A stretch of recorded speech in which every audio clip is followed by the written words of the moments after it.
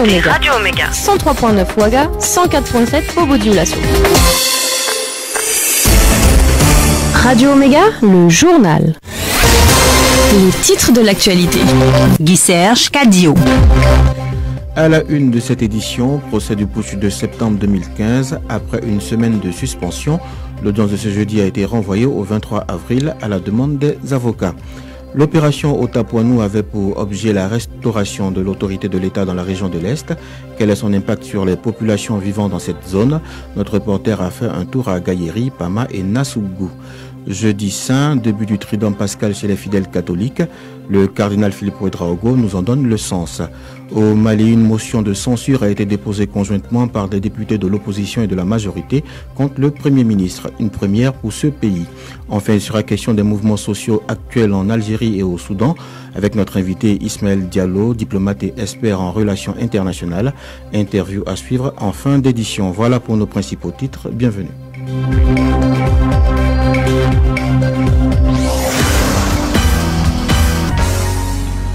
Justice en ce début d'édition et nous parlons du procès du putsch de septembre 2015. Après une semaine de suspension, l'audience qui reprenait en principe ce matin a été renvoyée au 23 avril à la demande des avocats. En effet, les avocats de la partie civile et de la défense ont demandé un renvoi de l'audience pour mieux préparer leurs éléments et prendre part activement aux activités de la Semaine Sainte. N'ayant pas trouvé d'inconvénient, le président du tribunal a donc suspendu l'audience et elle reprendra le 23 avril à 9h. Après la justice, la sécurité, l'opération Otapouanou avait pour objet la restauration de l'autorité de l'État dans la région de l'Est. Mission accomplie, a déclaré le chef du théâtre des opérations, le chef d'état-major général des armées, le général de brigade Moïse Minangou. Qu'en pensent les populations à Fada, mais surtout dans les zones spécialement visées par cette opération? Guy-Michel Boulouvi s'est rendu à Gaïeri, Pama et Nassougou. Suivez son reportage. À Fada, Otapouanou est indissociable avec le couvre-feu, mais seul prévaut le gain sécuritaire. Bon, ça a quand même un peu ralenti l'activité économique, ça c'était certain, mais en contrepartie, ça m'a rendu un peu plus le sentiment d'être mieux sécurisé. Voilà, parce que beaucoup pensaient que, bon, lorsqu'on tape à 8 km de Fada, on tape à un peu moins de 10 km de Fada, c'est comme s'ils étaient presque à Fada. Donc, depuis que l'opération est là, vraiment, moi je me sens beaucoup plus en sécurité. Vous savez, de telles opérations, bon, pour ce qui concerne la question sécuritaire, je peux affirmer que pour la majorité de la population de Fada-Ngourma, on se sent beaucoup plus en sécurité avec cette opération. Parce qu'aujourd'hui, depuis même l'initiation du couvre-feu, à partir de 19h, bien sûr, il y avait quelques individus qui ne respectaient pas, mais ça a été appliqué, ça a été vraiment respecté dans la quasi-totalité. Et pour la majorité de la population de Fada-Ngourma, je dirais même un peu plus, lorsqu'on écoute même nos parents qui reviennent des villages, ils se disent qu'en réalité, il y a quand même un travail qui est fait. Même si on voit ce qui est inhabituel des cadavres, des corps par-ci par-là, ça quand même, ça rassure qu'il y a un travail qui est fait.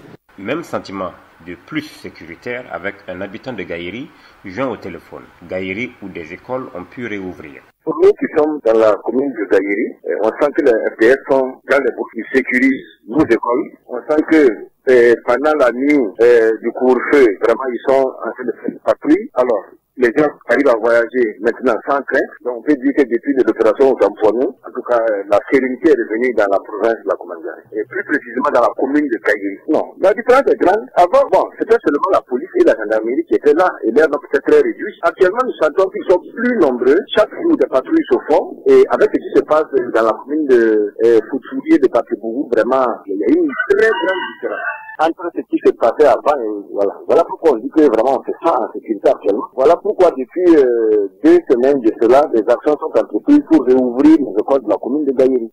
Avis positif également à Pama, dans la zone sud. Premièrement, c'est la population se sent en sécurité.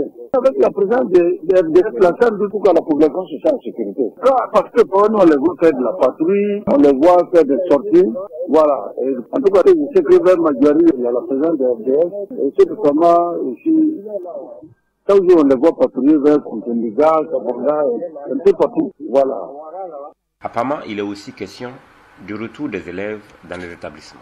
On a eu une rencontre même avec la direction régionale. Ils ont proposé que les jours où, franchement, il y avait, c'était criard là, voilà, ils doivent attendre d'abord afin qu'on puisse trouver d'autres modalités pour ça. Sinon, les autres zones comme Pama Centre, Compiènga et Madougou, autres là, ils ont repris les cours. Mais c'était les zones vraiment dangereuses là, où, en tout cas, c'était un peu criard là, on avait dit ce choix d'abord. Mais ils ont redéployé les enseignants qui devaient faire les examens autres là, au centre-ville pour qu'ils puissent faire les examens. Sentiment plus mitigé dans la zone centre de l'opération Otapouano, la zone de Bongo, avec comme point névralgique le village de Nassougou à mi-chemin entre Ougarou et Bongo. Nassougou est à 42 km au sud de Ougarou et à 35 km de Bongo, encore plus au sud. Nassougou est vidé de la majorité de sa population dès les premières attaques terroristes. Témoignage d'un ressortissant de Nassougou rencontré 2 jours avant la fin de l'opération Otapouano. Pour le moment, c'est nous, on ne peut pas dire qu'il y a eu un changement d'abord. Parce qu'avec la situation, il y a toujours eu encore des enlèvements. Que vraiment, personne ne sait pas qui les a enlevés. Sont ceux de la bourse ou bien ce sont nos forces qui les ont enlevés, personne ne sait. Et jusqu'à présent, on ne sait pas, ils sont en vie ou bien ils ne sont pas en vie. Personne ne sait là où ils sont. Donc ça fait que vraiment, en tout cas, on peut pas dire que la situation est stable, mais en tout cas, bon, on sent que s'il y a la sécurité, bon, on est à l'aise. Mais si il n'y a pas la sécurité, bon, en tout cas, tous les villageois, pour le moment, je peux dire que Nassougou est vide. Dans les villages, tout le monde fuit seulement. Si tu as les moyens, tu fuis avec ta famille, c'est comme cela.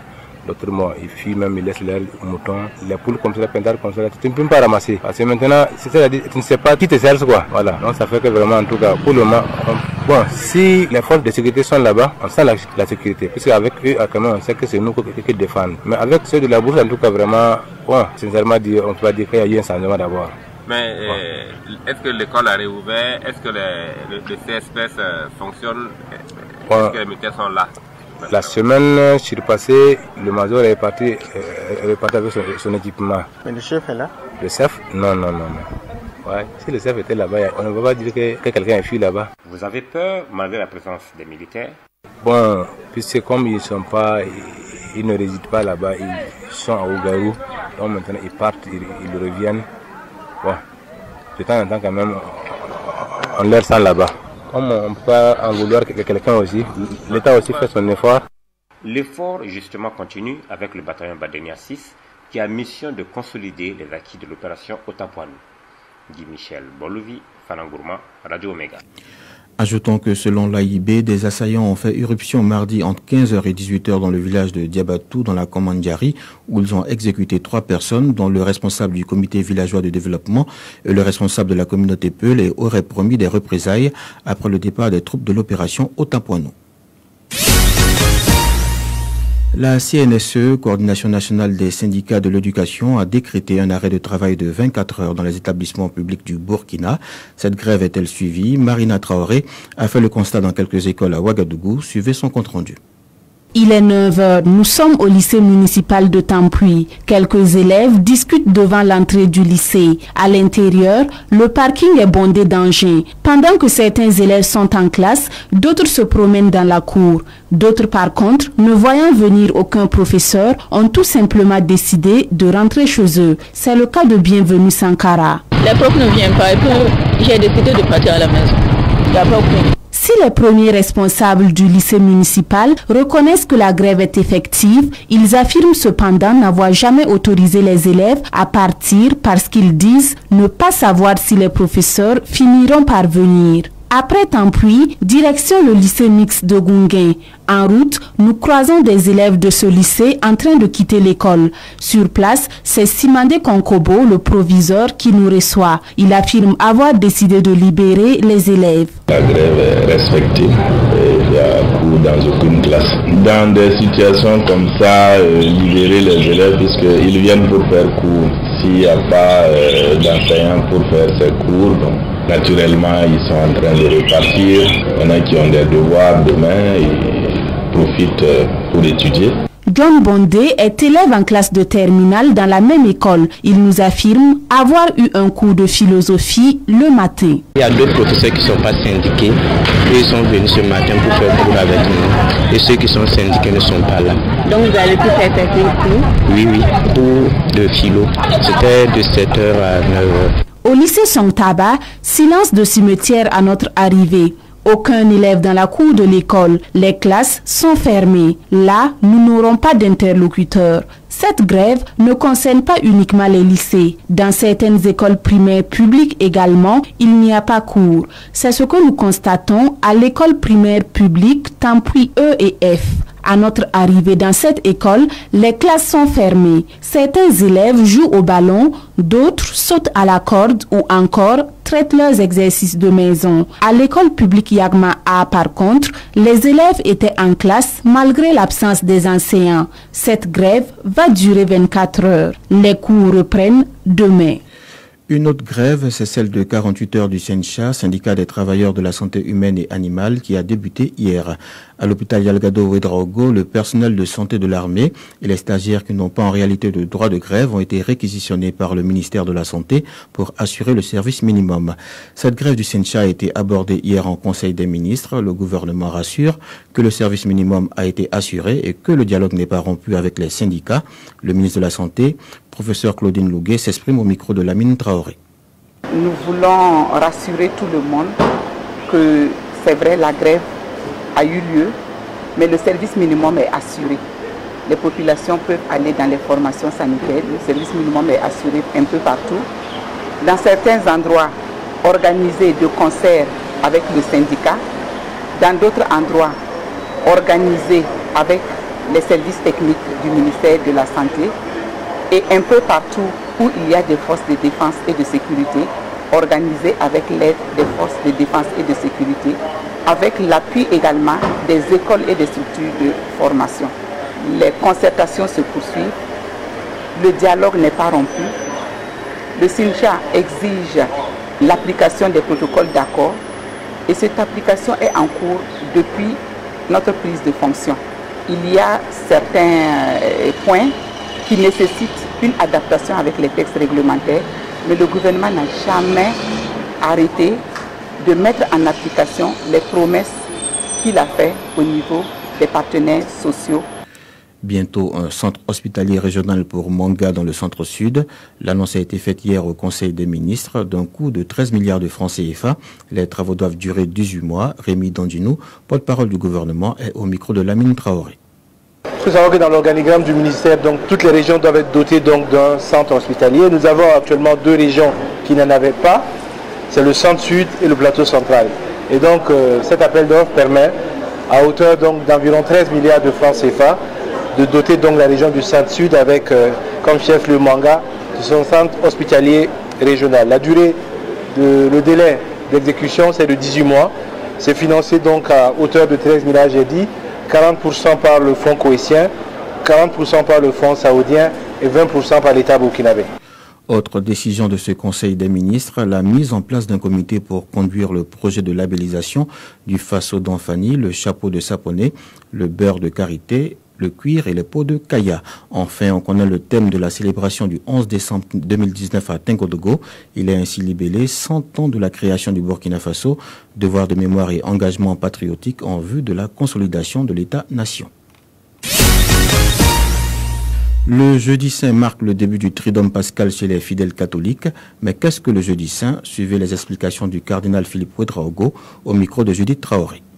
Le jeudi saint, nous célébrons la messe du soir en mémoire de la scène du Seigneur. C'est ce jour que le Christ a donné à son Église l'Eucharistie et au service de l'Eucharistie, le sacerdoce, les prêtres, les diacres et les évêques. La messe sera suivie d'une adoration eucharistique la nuit. Nous rendons grâce au Seigneur pour l'Eucharistie, pour le don du sacerdoce, la fête des prêtres. Nous leur souhaitons d'ores et déjà bonne fête et vous aurez le soin de prier à leurs intentions. C'est le jeudi saint, la veille de sa passion et de sa mort, que le Christ a lavé les pieds de ses disciples et il nous a laissé le plus grand des commandements. D'abord le lavement des pieds comme signe d'humilité et d'amour. En outre, il nous a laissé le plus grand des commandements. Aimez-vous les uns les autres comme je vous ai aimé.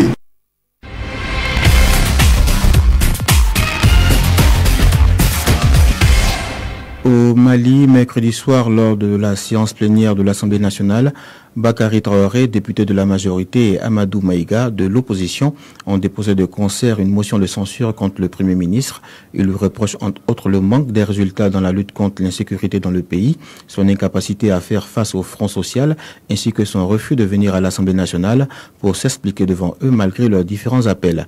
C'est la première fois au Mali qu'opposition et majorité s'accordent ainsi pour déposer une motion de censure contre le Premier ministre, signe que Soumeilou Boubei Maïga est vraiment contesté. Les textes stipulent que ce dernier a 48 heures pour venir se défendre avant que les parlementaires ne procèdent au vote. Le texte devrait donc être soumis au vote ce vendredi 19 avril. Pour que le Premier ministre soit démis, il faut que le texte rassemble la majorité des 2 tiers, soit 98 députés sur les 147 que compte l'Assemblée. L'invité du jour. Notre invité est Ismaël Diallo, diplomate et expert en relations internationales. Interrogé par Daniel Ouedraogo, il nous parle des mouvements sociaux qui ont fait partir du pouvoir Bouteflika de l'Algérie et El Béchir du Soudan. Cela fait presque une semaine que Omar El Béchir a été chassé du pouvoir après 30 années. Quelle a été votre réaction lorsque cela est intervenu? Pas vraiment très surpris, à vous dire vrai. Cela va peut-être prendre du temps, mais espérons qu'effectivement les dictatures soient à leur soir, parce que ces longs règnes ne sont plus au goût du jour. Pourquoi justement ces peuples ont laissé faire entre griffes ces personnes qui auront duré au pouvoir, qui auront fait près de 30 ans, d'autres plus de 30 ans? C'est un cocktail de plusieurs choses. D'abord, il y a la docilité, il y a l'acceptation, due à beaucoup de paramètres. Il y a le fait également que le pouvoir est féroce, que le pouvoir est dictatorial, ça dit son nom, et que donc très peu de personnes osent s'opposer à lui. De peur d'être assassiné? De peur d'être assassiné, et aussi en se disant, qu'est-ce que je change? Si je suis tué moi seul, qu'est-ce que ça change? Mais aujourd'hui, la rébellion n'est plus comme avant un groupe qui va faire la guerre d'une manière ou d'une autre. Non, vous voyez ce qui s'est passé chez nous à l'insurrection, vous voyez ce qui s'est passé, d'ailleurs on parle du Soudan, en 1964, le maréchal Aboud a été chassé par la rue à Khartoum. Il y a aujourd'hui ce mouvement populaire qui dit non, et pas seulement en Afrique ou dans ce qu'on appelle abusivement le tiers-monde. Regardez ce qui se passe aujourd'hui en France, ce sont des personnes venues de tous les horizons, sans état-major, sans tête, qui dit non au pouvoir actuel. Et il y a donc cette diversité d'opinions, de personnes, cette résilience et cette capacité de dire non. Ça, c'est important, d'avoir cette capacité de dire non. Et maintenant, c'est ce que l'on voit partout. Il y a des excès même dans certains pays et sur certaines questions. Quand on voit l'incivilité dans certains pays, quand on voit des grèves irréfléchies dans d'autres, c'est l'excès de cette liberté de pouvoir dire non. Cette capacité de dire non et de façon pacifique, c'est un peu la particularité de tous ces mouvements qu'on voit. C'est la particularité et c'est bien, mais encore une fois, il faut savoir raison garder. Il faut avoir sa liberté d'expression, d'action, de rassemblement. Il faut avoir le droit et exercer le droit de dire non. Mais il faut le faire de manière à ce que cela réponde certes à vos intérêts à vous, mais pas que cela aille à l'opposé, que cela soit contraire à l'intérêt général. Aujourd'hui, c'est le cas au Soudan, où quelles que soient les concessions de l'armée, la rue dit non. Et la rue dit non parce qu'elle ne veut pas commettre la même erreur que nous avons commise ici en fin octobre, début novembre 2014, c'est-à-dire ne pas aller au bout de notre logique. Là, au Soudan, ils disent, nous ne voulons pas nous contenter de faire partir le président. Nous voulons dessoucher le système. C'est tout le système dont nous ne voulons pas. Et c'est ce qui se passe également en Algérie aujourd'hui. Jusqu'où iront-ils? Comment réussiront-ils à le faire? On verra bien. Mais l'important, c'est de poser le problème et de dire, nous ne nous contentons pas de décapiter le système. Lorsqu'on dit justement qu'on veut que tout le système parte, comment cela sera-t-il possible quand on sait que presque tout le monde a composé avec ce système, parce que ce sont souvent des systèmes de près de 30 ans, de plus de 30 ans, qui pourra venir prendre justement cette place qu'attendent les différents manifestants qui n'aura pas composé avec ce système-là?